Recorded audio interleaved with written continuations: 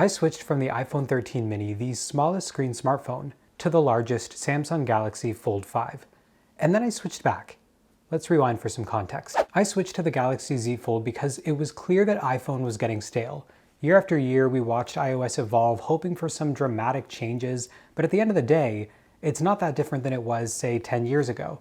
Don't get me wrong, simplicity isn't necessarily a bad thing, but working in tech means adapting, experiencing different ways of doing things, and I found that Android delivered on that promise.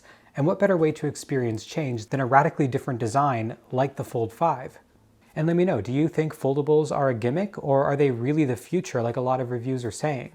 Well, 1 month later with the Fold, I can say I accomplished that. I had a radically different experience that included incredible multitasking, the option to use the phone as a typical phone, a tablet, or even a desktop with Samsung DeX. All in all, this was fun, and if you want to hear more about that experience, I dropped a longer review of that phone on the channel, but the end result was that I switched back to the Mini.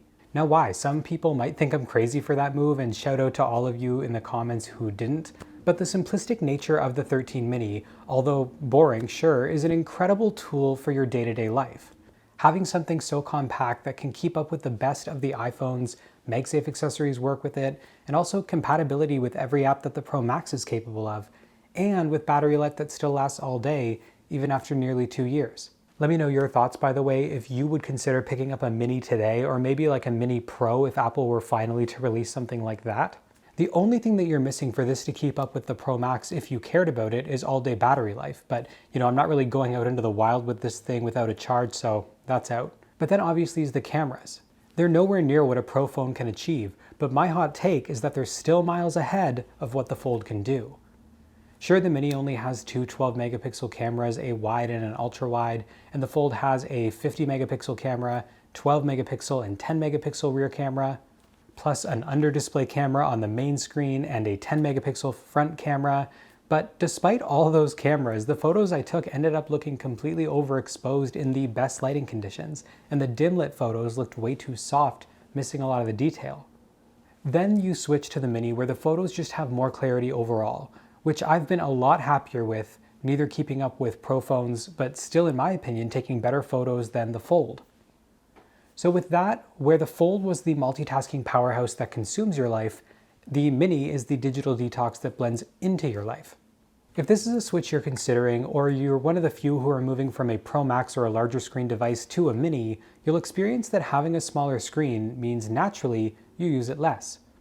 The Fold had all these different ways of doing things where you could flip it open and watch an entire movie on your phone, browse full desktop sites, or close to a slimmer cover screen, which can basically keep you on it all day because there's nothing you can't do comfortably. So with that, of course, your screen time goes up. But every time I start to use the Mini again, I'm given sort of this breath of fresh air. The smaller profile is handy when you need it, but it's just a phone that's there when you need it for quick things. But what about battery life? Is it really as good as people have been saying? Well, yeah, and I did a larger video showing in-depth results, but right now this phone is 2 years old. It has a current battery percentage of 91%. Overall, you can see my consumption is an average of 3 hours and another 3 hours off screen, but the important thing is the battery usage chart. So on average, I'm only using between 50 and 75% of battery usage. The odd day I nearly used the whole thing, and that was with double my average screen time of roughly 6 hours on nonstop. So of course, depending on your usage, it'll vary, but as you can see, I almost never use the full 100% of battery per day. And remember, if you are comparing to a larger screen phone, it's likely that your screen time will naturally go down on this phone anyway. Now, if you're an Android user, you might make the argument, you picked up the Fold with a huge screen, wouldn't the Flip be a better option for what you're describing? And yes, it's got a folding compact form, it's light and portable, but the difference is you've still got two different screens to capture your attention. Think about using the main display, and then once you're done, you've made the habit of physically closing your phone. And then you're greeted with another fun-looking display that lights up, and then you begin using that display, keeping you on your phone longer. Whereas with the Mini, you're locking it after use, and then it's done. There's no new experience after that, keeping it simple and less visually distracting. So me and a lot of others in the community are continuing to praise the iPhone 13 Mini. It seems new content is popping up constantly, so then it comes as a shock that Apple discontinues the phone and removes it from their store entirely. Is it because they've caught on that they created a phone that's just too good?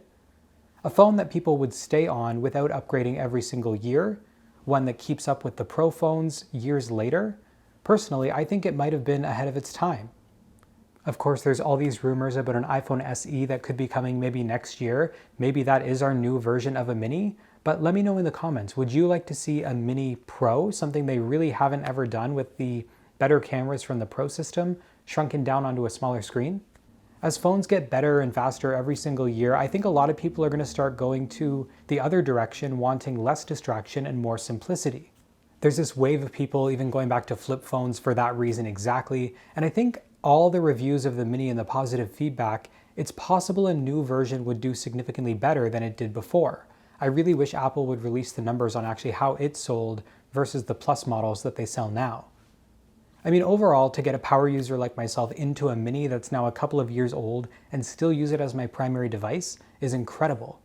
So obviously working in tech, my smartphone routine is probably a little bit different than yours. Where you might upgrade your phone every 2 to 3 years, I might switch my phone every few months. But as we do in tech, we're always going to have something that we go back to, something we can continue to compare it to, a phone that feels like home, that's a good benchmark for what we need it for.